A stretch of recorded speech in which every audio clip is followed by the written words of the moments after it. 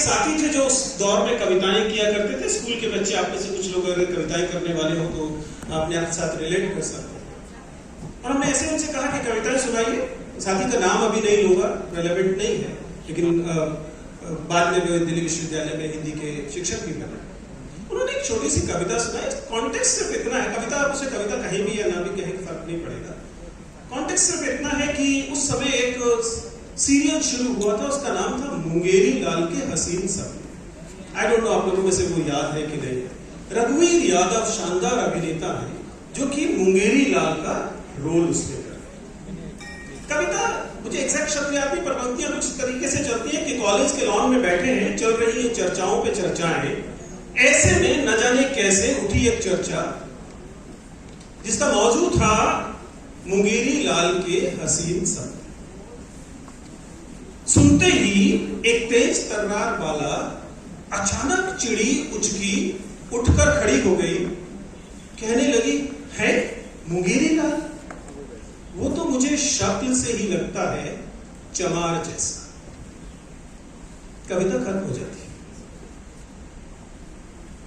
आज इस बात को 30 साल गुजर चुके हैं और मैं इस कविता, माफी चाहता हूं इसमें मुझे जाति का नाम लेना पड़ा, लेकिन मैं 30 साल बाद इस सवाल को पूछना चाहता हूं फिर से कि कैसे होती है चमारों की शक्ल में? कैसी होती है?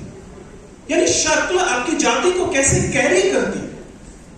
क्योंकि अगर शक्ल जाति को कैरी करती है, शक्ल को लिटरल सेंस में शक्ल मत लीजिए, शक्ल को पर्सनैलिटी मानिए। जिस पर्सनैलिटी को इवैल्यूएट करने का दावा हम लोग करते हैं जब हम एक 5-6 लोगों के बोर्ड में बैठे होते हैं, सामने आके कैंडिडेट बैठता है, तो फिर सवाल है कि वो पर्सनैलिटी, जिस पर्सनैलिटी की बात हम कर रहे हैं, उसमें जाति कैसे कैरी होती है? कैसे शक्ल देखते पता लग जाता है, या उनका दावा है कि पता लग जाता है कि व्यक्ति अमुक जाति से।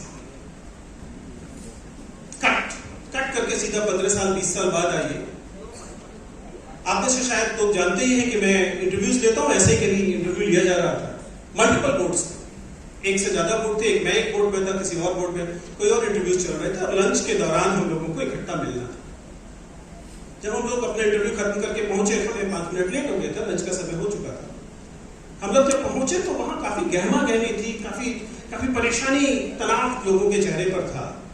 ध्यान से देखने की कोशिश की तो कारण यह था कि दूसरे इंटरव्यू बोर्ड के एक माननीय सदस्य बहुत नाराज थे, बिफरे हुए थे और ऑर्गेनाइजर्स को डांट रहे थे कि आप मेरे साथ ऐसा कैसे कर सकते हैं। उनकी शिकायत मूलतः ये थी कि उनके पास 3 कैंडिडेट भेजे गए थे, 1, 2, 3, और वो तीनों कैंडिडेट आरक्षित जाति से थे। वे इस बात से बेहद आहत थे कि उनके समय का कितना दुरुपयोग किया जा रहा है कि उनके पास क्वालिटी कैंडिडेट्स नहीं भेजे जा रहे। क्वालिटी कैंडिडेट्स आप समझ सकते हैं कि ये एक पूर्वाग्रह से भरी हुई इस समय का कथन है। मैं किस तरह, मैं ध्यान रखिएगा, मैं अब 1990-91 की बात नहीं कर रहा हूं। इस समय जो मैं बात कर रहा हूं ये 2020 के बाद की बात कर रहा हूं, या 19-20 की बात। तो एक पर्सनैलिटी इवैल्यूएटर के तौर पर जिसने पिछले 20-22 साल से ये माना है कि लोगों के व्यक्तित्व को समझना, पढ़ना, मूल्यांकन करना मेरा काम है, ये सवाल मेरे सामने मुंह बाकर खड़ा होता है कि आखिर पर्सनैलिटी इवैल्यूएशन के दौरान हम इवैल्यूएट क्या करते हैं?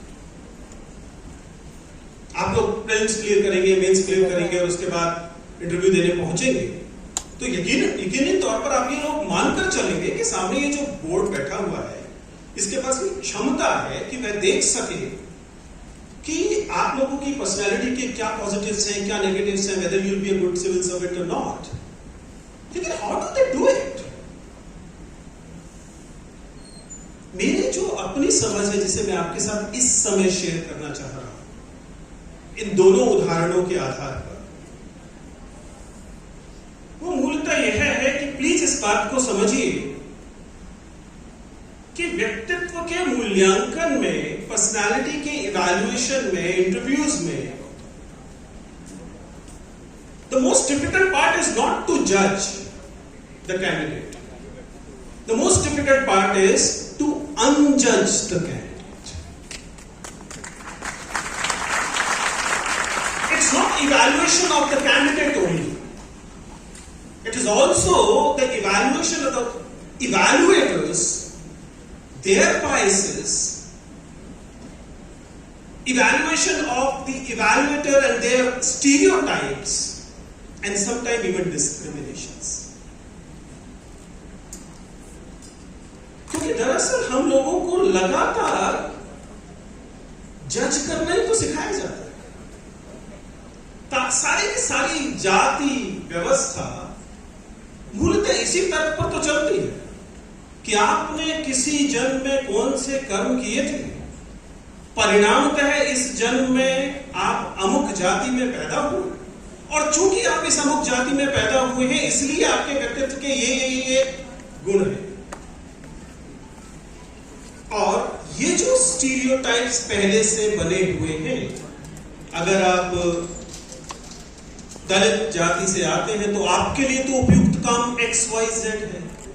ये जो स्टीरियोटाइप्स हैं ये केवल एक्शंस पर लागू नहीं होते, ये आपके पर्सनैलिटी के उन ट्रेड्स पर भी लागू होते हैं जिन ट्रेड्स को का मूल्यांकन करने का दावा है। लेकिन उससे भी ज्यादा इंपॉर्टेंट बात यह है कि ये सारे इवैल्यूएशन मार्कर्स या ये सारी व्यवस्था ने हमारे उस स्केल को ही बिगड़ा दिया है जिस स्केल की तुलना में रखकर आपकी जाति आपके व्यक्तित्व की पहचान। थोड़ा सा कॉम्प्लिकेटेड आर्गुमेंट इसे समझने की कोशिश कीजिएगा। मान लीजिए कि एक ठोस चीज से शुरू करते हैं, मुझे कपड़ा नापना है, तो मैं कपड़ा किस चीज से नापूंगा?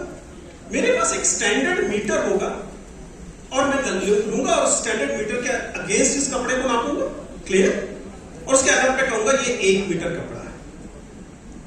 अब जरा तय करिए कि मान लीजिए कि आपके पास 3 तरह के मीटर है और उसके आधार पर आप नापना शुरू करते हैं। व्यक्ति ए आता है तो आप उसके आधार पर मीटर ए से नापते हैं, व्यक्ति बी आता है तो मीटर बी से नापते हैं, और व्यक्ति सी आता है तो मीटर सी से नापते हैं।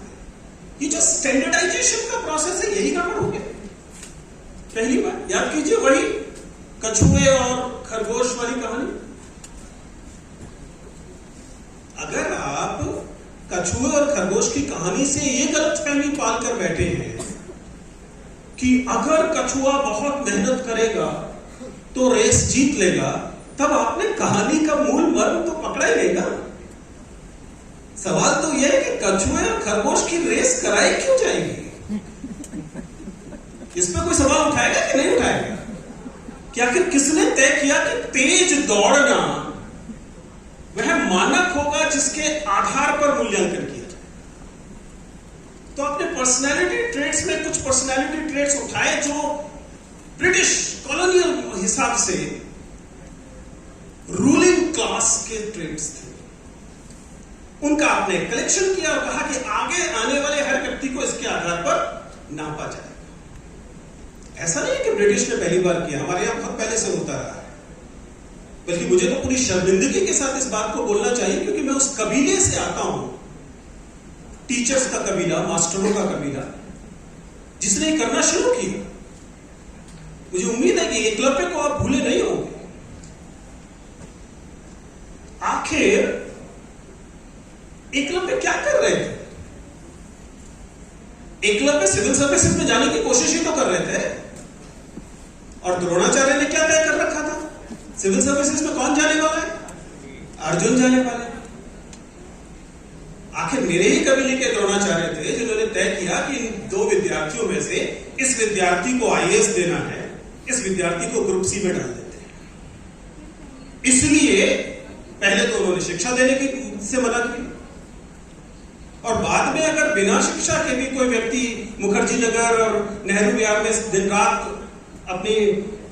रात मिडनाइट ऑयल जिसे कहते हैं जला जला के इस लायक बन भी गया तो ठीक है, मेंस क्लियर कराए ना। इंटरव्यू में तो मेरे ही सामने आके बैठोगे। मुझे पता है कि अर्जुन कौन है और मुझे पता है कि एकलव्य कौन है।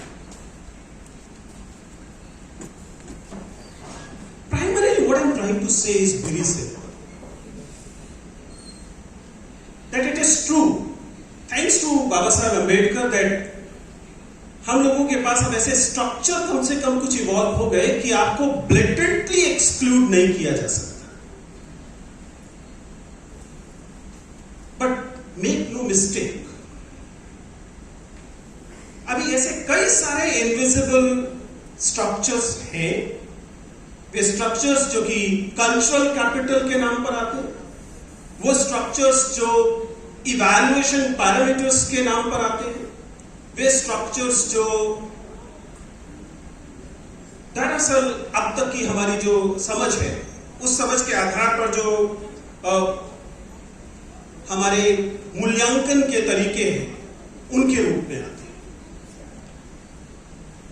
सो इफेक्टिवली सवाल फिर आपके लिए यह है कि इस चक्रव्यूह को तोड़ा कैसे जाए. I can understand as a evaluator, मैंने जो चीज सीखी है पिछले 20-22 साल में, वो यही है हाउ टू अनजज अ पर्सन. लेकिन आप मेरी शुभाकांक्षा पर निर्भर नहीं रह सकते कि भाई विजयन चौहान ने 20-25 साल में सीख लिया कि अनजज कैसा करना है, अब वो मुझे अनजज करेंगे. क्योंकि वहां तो विजयन चौहान नहीं बैठे होंगे ना, वो तो मॉक इंटरव्यू नहीं होगा. वो शायद आपको जज करेंगे. एंड दोज हु बिलीव कि this cycle of judging and judging, ये जो एक्सक्लूजन का साइकिल है, ये जो स्टीरियोटाइप्स का साइकिल है, ये केवल उन लोगों के खिलाफ है जिन लोगों के खिलाफ शोषण हो रहा है. वे शायद अर्थशास्त्र की एक साधारण से सिद्धांत से अपरिचित है. इकोनॉमिक्स ये बताता है कि जब कोई सिस्टम एक्सक्लूजन बेस्ड होता है, तो इट इज ट्रू कि जिसके खिलाफ एक्सक्लूजन है उसका नुकसान होता है. But at the same time such an exclusion based system over a period of time end up hurting even those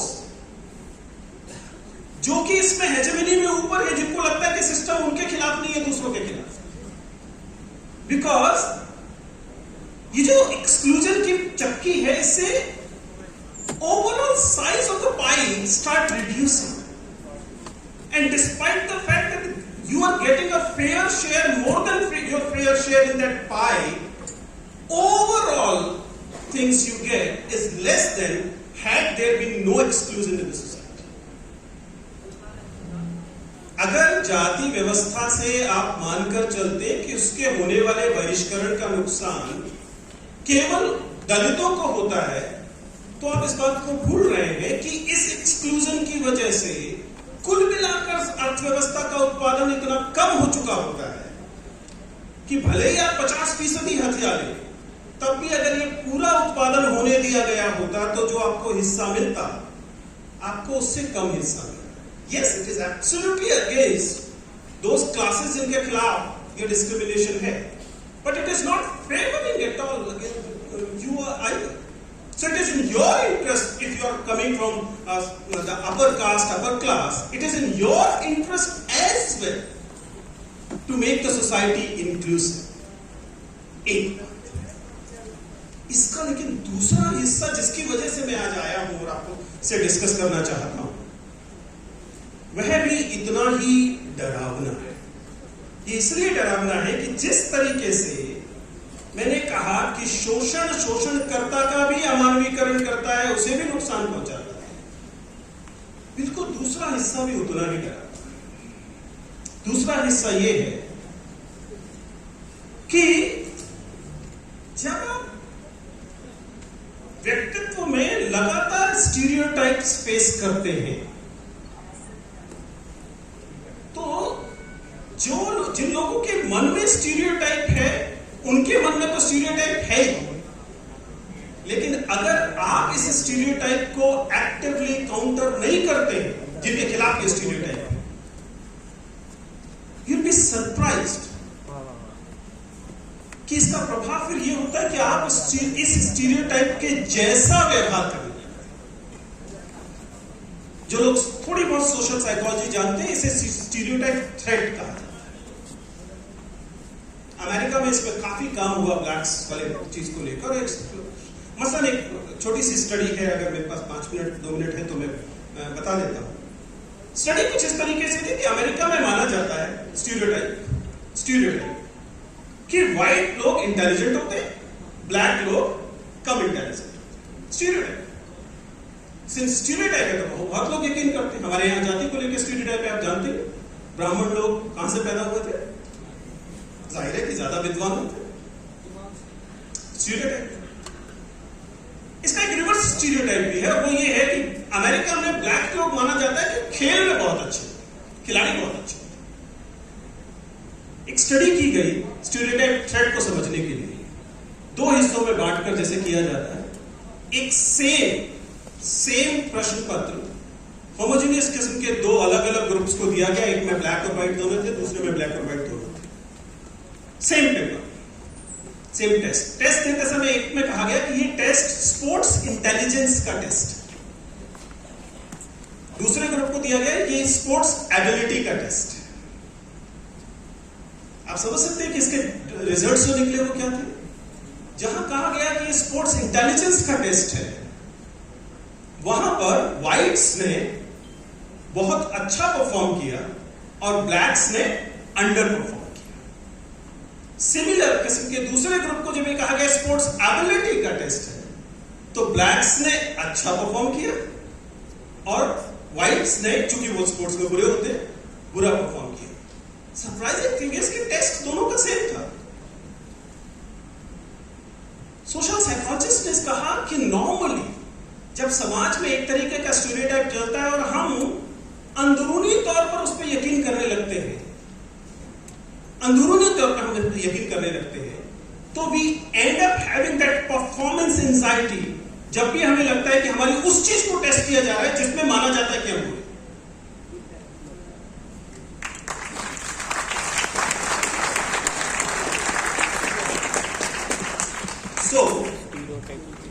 जब मैं इंटरव्यू ले रहा होता हूं और मेरे साथी दूसरे कहते हैं, और यकीन कीजिए आप मुझसे लड़ने मत लगेगा, हम ये सारी चीजें सुनते हैं। इंटरव्यू बोर्ड में हम लोग तमाम किस्म के सेंसिटिविटीज के लिए लड़ रहे होते हैं कि देखिए इस व्यक्ति ने एससी होकर भी कितना अच्छा परफॉर्म किया है। I am sure you understand how humiliating it is even to hear it. Whether और not I belong to that category will not matter. It is humiliating for everybody. If I am a upper caste person as per the norms, which unfortunately I am, in that case it is more humiliating for me because I can understand that this particular thing has dehumanized the community I belong to. अब सवाल ये है जिसकी वजह से आप उम्मीद कर रहे होंगे कि मैं यहां बताऊं कि अगर ये स्थिति है तो सर क्या केवल अपर कास्ट, अपर क्लास वही लोग आईएएस बनेंगे कि हमें भी मौका मिलेगा? थैंक्स टू बाबा साहब अम्बेडकर ऐसा तो कभी नहीं होगा कि आपको मौका नहीं मिलेगा। आई होप हिंदू राष्ट्र बन जाए तो अलग बात है। और अगर मौका मिलेगा तो फिर आपके पास सामने ये सवाल आता है कि सर पर्सनालिटी टेस्ट में किस तरीके से इन ट्रेट्स को जाहिर किया जाए जिसमें हम ये कह सके कि हम इन स्टीरियोटाइप से, इन बायसेस से, इन प्रेजुडिसेस से या इन डिस्क्रिमिनेशन से उबर पाए। There are 2 ways of doing it. One is called becoming, America में कहा जाता है becoming color blind. वहां पे चूंकि रेसिज्म है इसलिए कलर ब्लाइंड कहते हैं, मैं कहूंगा becoming caste blind. But trust me, and many of our friends, for example, अगर आप हिंदू कॉलेज में पढ़ रहे हैं तो मैं समझ सकता हूँ कि आप में से अधिकांश लोग कम से कम वर्ग के स्तर पर या दूसरी चीजों पर एक पर्टिकुलर स्टेटस से आते होंगे। अगर मान लीजिए आपकी जाति क ख ग है और आप किसी दूसरी जाति वाले व्यक्ति से बात करते हैं, पूछते हैं कि दलित वालों पर आपका क्या विचार है, तो आपको अक्सर सुनने में आता होगा मैं जातिवादी नहीं मानता, मैं देखता ही नहीं किसी की क्या जाति। या फिर मेरे कबीले के लोग टीचर्स अक्सर कहते हैं कि मैं क्लास में जातिवादी नहीं देखता, बिल्कुल नहीं देखता, रोल नंबर के हिसाब से काम करता हूं, सबको बिना उसके नंबर देता। That is called being caste blind. America में इसे कलर ब्लाइंड कहा जाता है और ये बात को बार बार सिद्ध किया गया कि यह समुचित तरीका नहीं है। Becoming caste blind will not essentially make you inclusive. It will not. Why it will not? Because the parameters on the basis of which you are going to evaluate people, जो मापदंडों के आधार पर आप लोगों को जांचेंगे, परखेंगे, दोस्त बनाएंगे, दोस्त नहीं बनाएंगे, हमारी व्यवस्था ने उसी को आइडेंटिफाइड कर दिया है। इसलिए becoming caste blind, becoming color blind is not the way to be inclusive. Then what is the way?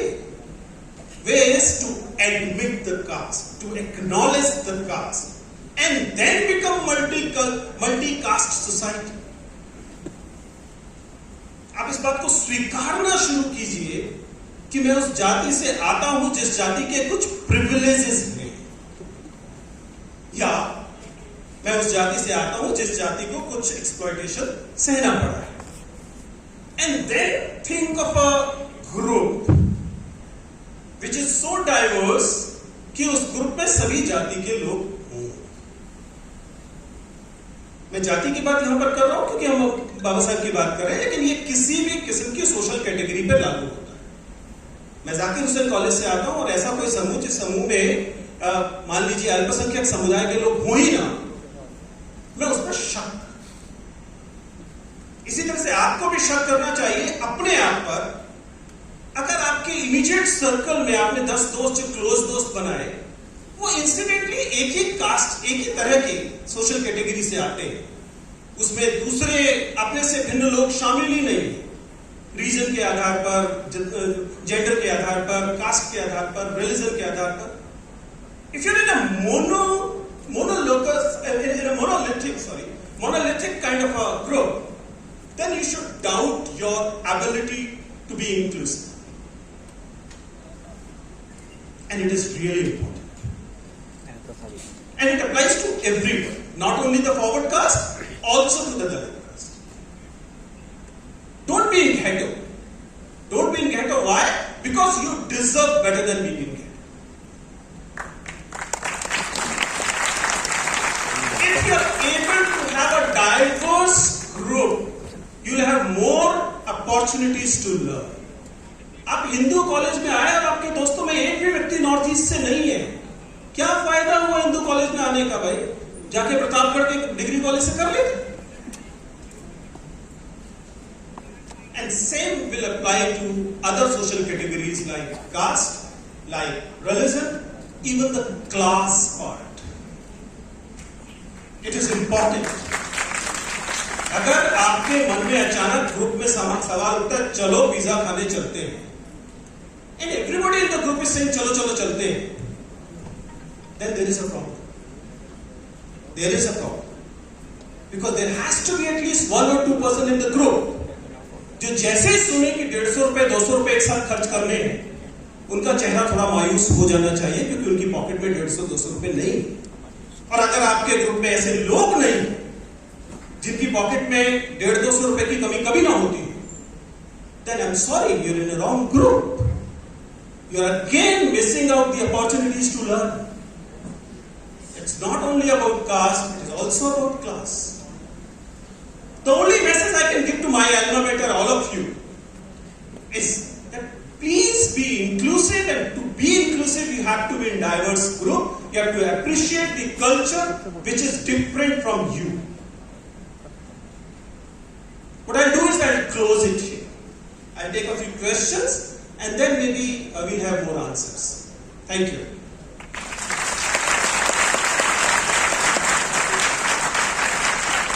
Those of you who want to raise questions should be very, very cautious. मैं सवाल पूछने में अच्छा हूं, उत्तर देने में बहुत अच्छा नहीं। Yes, organizers can help me with the questions.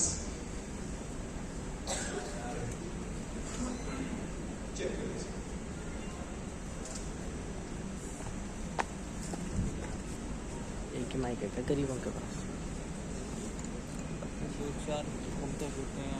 पूछने कुछ पूछना होता रोज रोज ना, आता भी दिन चौहान है।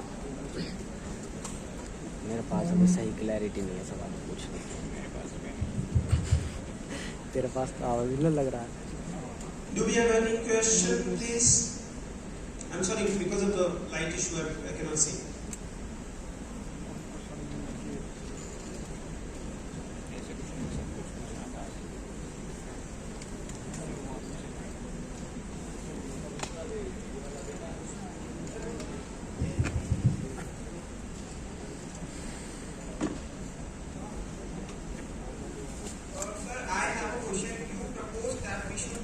We should not be just caste blind or color blind. We should also consider the parameters on which we are judging people. Are they based on stereotypes or certain discrimination that have been happening? But if our parameters of judging a person is based on what we want to achieve, and if it's not just inclusivity, if it's success, if it's power, if it's fame, money, anything like that, or if it's not about just this thing that we want knowledge in particular domain and not just knowledge that is coming from everywhere. It's not, we cannot be a person who knows everything. So isn't it better to choose people on the parameters that you have set? Okay. जिन लोगों को सवाल पूरी तरह से समझ ना आया हो,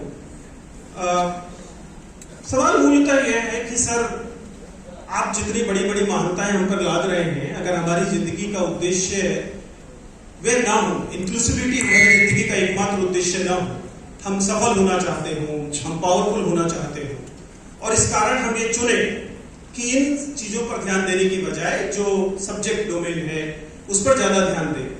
सिविल सर्विसेज की भाषा में कहें तो सर ये वाली जो संवेदनशीलता है ये हम सिलेक्शन के बाद देख लेंगे, अभी हम क्यों ना प्रीलिम्स, मेंस, एनसीईआरटी देख ले, क्या वो बेहतर रहेगा कि नहीं।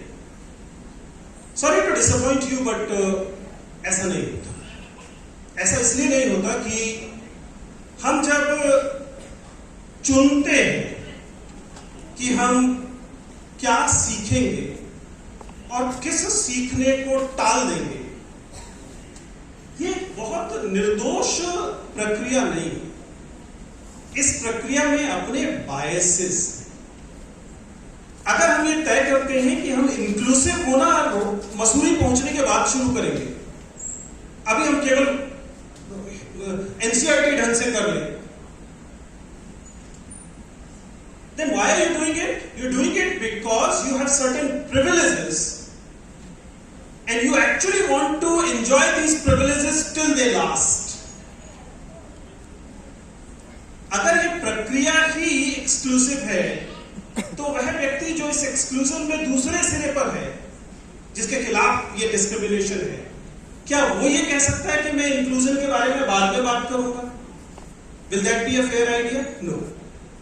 But more than this, what is the reason why it is important for even the people who are not coming from the exclusively castes or communities to keep the inclusion even in the preparation mode important, is because you understand कि कौन लोग सफल हो रहे हैं आजकल।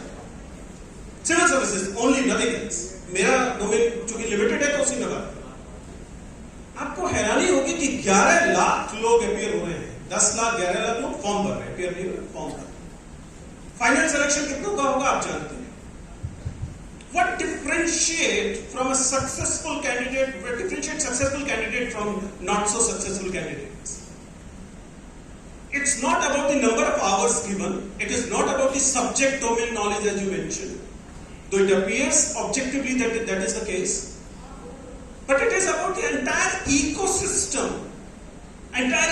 of the coaching, entire ecosystem of the preparation modules, entire ecosystem of the friend circle you have, entire ecosystem of the answer writing you are doing, and this entire ecosystem, unfortunately, if you're not taking care of being inclusiveness, you will end up being in an ecosystem which is bound to fail.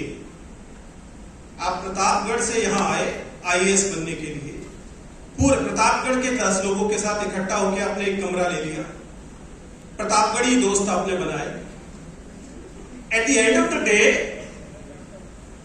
ना तो कोई केरल वाला आपका दोस्त था, ना north east वाला दोस्त था, ना लड़कियां दोस्त थी, ना पिछड़ी जाति के लोग दोस्त थे।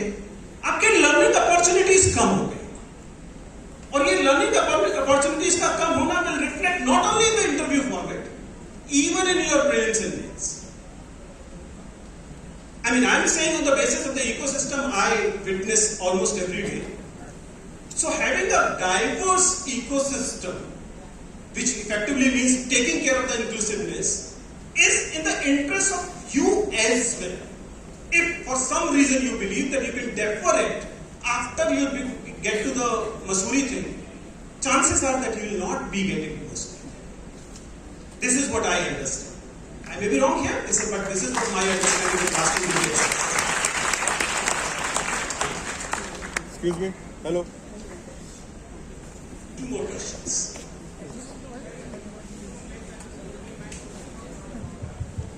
क्रॉस क्वेश्चंस मेरे जो डिबेटिंग की ट्रेनिंग थी वो इसी तरह के ऑडिटोरियम, खासतौर से इस ऑडिटोरियम की रही है. हम लोग हमेशा कहते थे प्रति प्रश्न की अनुभूति नहीं है, but then again it's up to organizers. But I think we can take only 2 questions. You can meet me. I mean, I'll be very happy to have a interaction with you. Right? Sir. Good afternoon, sir. Sir, I have 2-3 questions for you. पास से बोलिए. First is casteless society. It's a myth or reality? And sir, second question is, who had the onus of this caste structure in this society? Sorry, I couldn't get the second one. Who has the onus of caste structure in the society? Okay.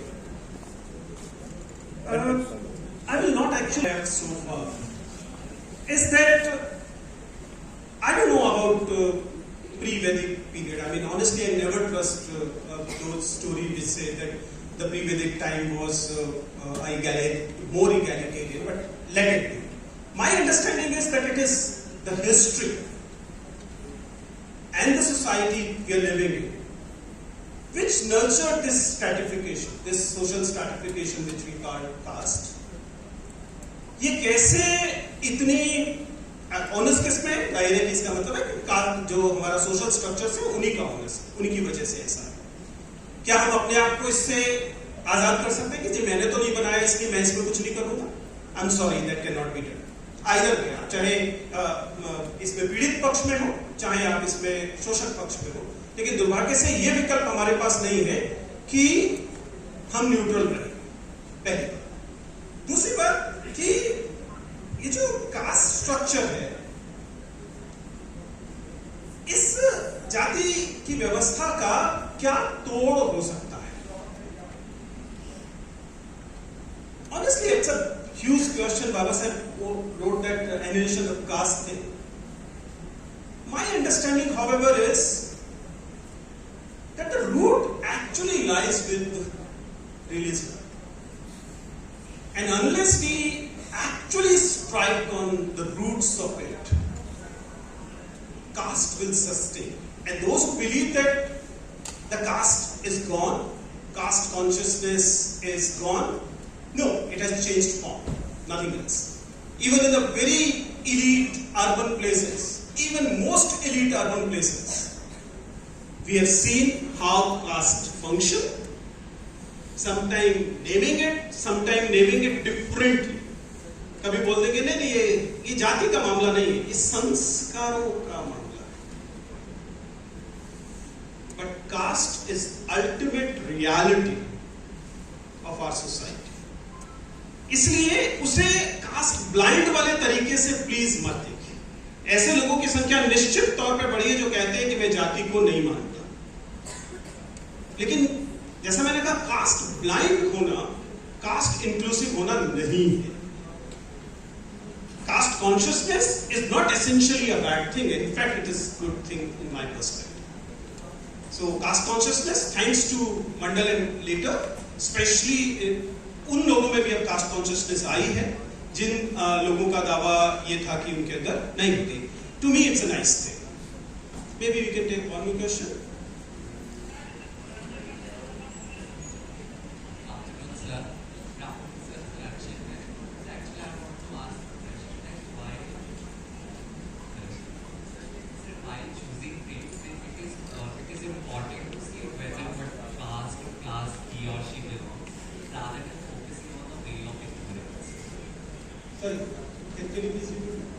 Actually, sir, I asked that Hello. Yes.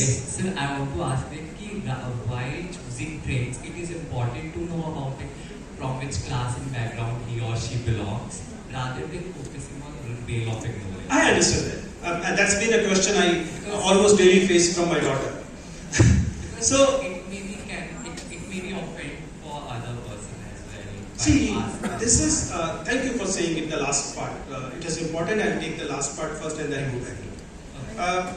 You said that क्यों हम पूछे किसी से ये जाने कि हमारे समूह में दूसरे दोस्त की जाति क्या है या उसका वर्ग क्या है.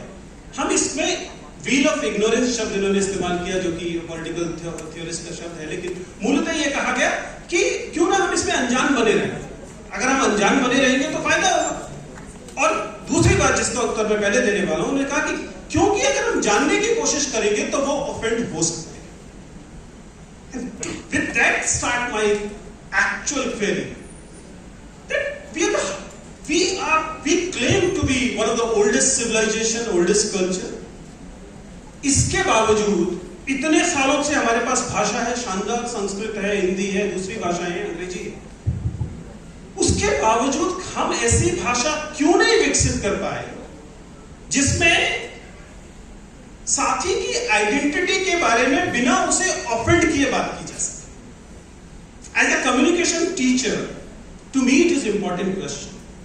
And the answer is because हमारे समाज में बिना ऑफेंड किए कम्युनिकेशन करना पड़े इसकी जरूरत ही नहीं थी कभी. हमारे यहां दूसरे को ऑफेंड करना was almost a matter of right on the social category front. And that's why we failed to evolve the language to large extent where we can talk about the social category of our friends, acquaintances without offending them. मसलन जैसे ही आपके मन में अचानक सवाल आता है कि चलो पिज्जा खाने चलते हैं, अगर आपके अंदर वह सेंसिटिविटी आ चुकी होगी तो पहले आप पता करें कि इस ग्रुप का एलसीएम क्या है, लोएस्ट कॉमन मल्टीपल क्या है. अगर लोएस्ट कॉमन मल्टीपल 40 रुपए है तो बिना ऑफेंड किए कहां जाने की बात करनी चाहिए? ज्यादा से ज्यादा कैंटीन चल के चाय पीते, यही होना चाहिए. लेकिन आपको पता है कि गेट अवे बाय सेइंग कि चलो पिज्जा खाने चलते हैं, नोइंग वेल कि जिसके पास 350 रुपए कंट्रीब्यूट करने के लिए नहीं है, he or she will be offended. But you can get away with this offense saying कि मुझे तो पता ही नहीं था. Ignorance of will. जो आप कह रहे हैं कि जो अज्ञानता का जो लाभ है वो, देखिए अज्ञानता एक निर्दोष चीज नहीं है. अज्ञानता या ये इग्नोरेंस वाला अज्ञानता, यह कई बार एक चुना हुआ कम्युनिकेशन मेथड होता है. नाउ द फर्स्ट पार्ट कि सर क्यों करना जरूरी है एक दूसरे की जाति के बारे में बात करना, तो इसका उत्तर मैं दे चुका हूं. Being caste blind is not the way to be inclusive, because being caste blind will end up being in terms of America it is said being color blind means being pro white. Similarly, being caste blind is pro suburban, and that's why we should be knowing the social categories of the friends we are in with without hurting them. And actually, and not without patronizing as well, by the way. Without patronizing is equally important. They can still be equal, inclusive friends, very well knowing what their caste or communities are. Thank you. Wonderful. It was a wonderful communication and multi-direction with you all, and I'm sure some of it might have been useful for you. Thank you very much.